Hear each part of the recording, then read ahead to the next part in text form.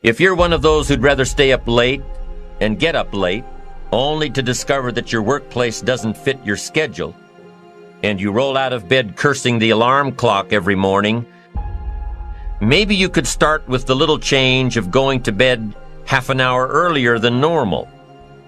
And maybe you'll see, in time of course, you can't train your body overnight, maybe you'll find out that you jump out of bed in a better mood, and that your day will start better. At some point, you have to make a decision. And you'll often hear me say, you're one decision away from a different life, a better life. You have plenty of time to create a life that makes you happy, to create a life that is full of meaning for you, whatever that means. But you have to make the decision. No one's coming to make the decision for you. You have to decide. So you gotta have the discipline to grab control and make it happen. And when I say you need discipline for that, what that means is these stresses that you're avoiding, they're not gonna go away if you avoid them. So take the discipline to face the stressful situation. Get ahead of it, don't be afraid of it. A true manifestation of the love that you're sensing and feeling towards a particular thing or a person to come to fruition, you've got to build the character traits, the virtues of discipline. Choose a thing because you love it, and then eventually you're gonna hate it, but stick with it anyway, because you'll come full circle, love it again, and you'll be a stronger version of yourself because of it. It takes time and dedication. It takes a willingness to accept that you're not yet good enough. It takes the ability to stare at the places that you know that you're weak, to really look at those things and not let it affect your sense of self-esteem and not let it affect your sense of self-worth, so that you can still get the momentum going. But you have to understand that in the beginning, we're all terrible. Success is limitless. You should be willing to go further than you've ever done in your life. Don't take the short road. Go the longer road. Don't make it convenient. Make it uncomfortable. Believe in that, because that's the best way you could be in your life. Is that something that you begin to look at within yourself? See, I say if you look at your life, and if you're not getting what you want, you owe it to yourself to do something differently. If that's what it is, you owe it to yourself to start strategically working to change directions. After life has beaten you and broken you into pieces, resiliency is that gift and ability. It's the discipline to turn those pieces into a work of art.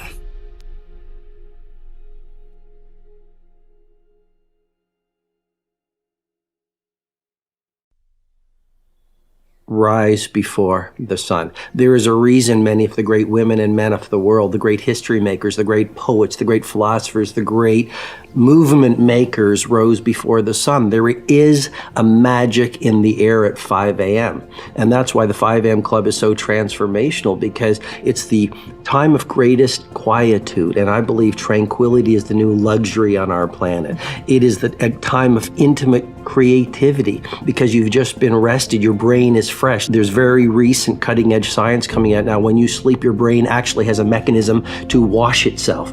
When you wake up in the morning, your willpower is strongest. When you wake up in the morning, you've got a full well of mental focus. And we know that focus in our world is even more valuable than intelligence. And I could go on the benefits. I mean, you get up at 5 a.m., you've got the world to yourself. There's no crowds. You can think, you can plan, you can care for yourself in a world where so many people are so depleted. And so the 5 a.m. Club really is a game changer. And then it's not just get up at 5 a.m. and, scratch your stomach or stare up at the ceiling. feeling it. Or look at your phone. Or look at, especially not. I believe you can play with your phone or change the world. You don't get to do both. And so the 5 a.m. Club method is based on the 20-20-20 formula. That's the revolutionizer. And it started from my experience with working with many billionaires. I've coached many of the most successful financiers and titans of industry for over 2 decades. And one of the things I would run them through is the way you begin your day sets up the way you live your day. And so the 20-20-20 formula that the book is based upon is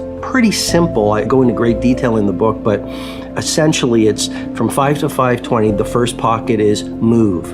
I'm a fanatic about neuroscience, and why do you get up and move? Because you're going to release serotonin, which is going to make you feel better. You're going to release dopamine, which is the pleasure and inspirational neurotransmitter. You're going to release norepinephrine, which will boost your focus. You'll promote neurogenesis. You can actually grow new brain cells, increase your metabolic rate. So the way you feel when you first wake up is not the way you're going to feel at 5:20. The second pocket of the 20-20-20 formula, 20 minutes from 5:20 to 5:40, that's on reflection.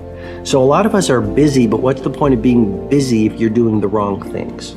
The billionaires, the great creatives, the people of great impact, the people who live beautiful lives are very intentional. They're very deliberate. They're very conscious. So for 20 minutes, you write in a journal. You can visualize, you can pray, you can meditate, you can simply contemplate how you're going to live your day, what you want to stand for during the day, for example. And then the final pocket of the 20-20-20 formula is all about grow. And that's where you just read from a biography or a business book or a philosophy book. And so that's 20 minutes of growing because I think we're most alive when we are growing. I believe the leader who learns the most wins. So that's in a nutshell the 20-20-20 formula.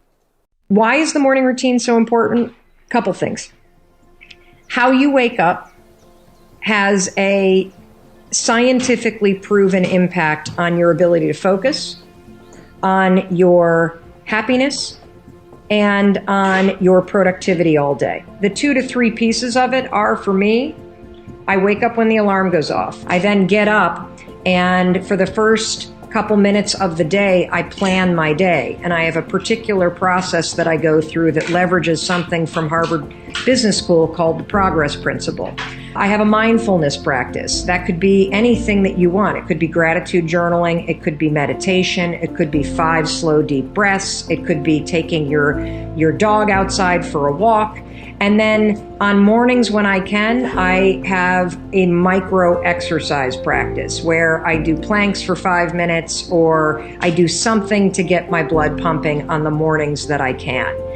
And I do all that before I ever even look at my phone because I put myself and my mindset first deliberately before I ever allow the world access to my mind. You do not want anybody to have access to what's going on up here until you've gotten deliberate about what you're thinking about first. What you're watching here is going to be a very, very short video. So I'm going to ask you to bring your will to bear and focus. Really focus on this idea because it's an idea that can change your life. It certainly changed mine. People are always asking me in seminars, Bob, how do you schedule your day? And you know, that's not an easy answer for me because every day is different with me. I do a lot of different things, but there is one constant. It's how you start your day. Earl Nightingale taught me that a long, long time ago. He said, Bob, it's not how you spend your days, it's how you start your day. You start your day off right and everything is going to work in your favor. And you put 7 of them together and you've got a very successful week. So he said, pick a good idea. Well, you know, I have a book here, How to Sell Yourself to Others by Elmer Wheeler. Elmer Wheeler was one of America's greatest salespeople. So I use that and I just open it here. What we call manners. That's an idea, what we call manners. If I'm mannerly all day long, if I keep that in mind, I want to be mannerly with everybody all day long.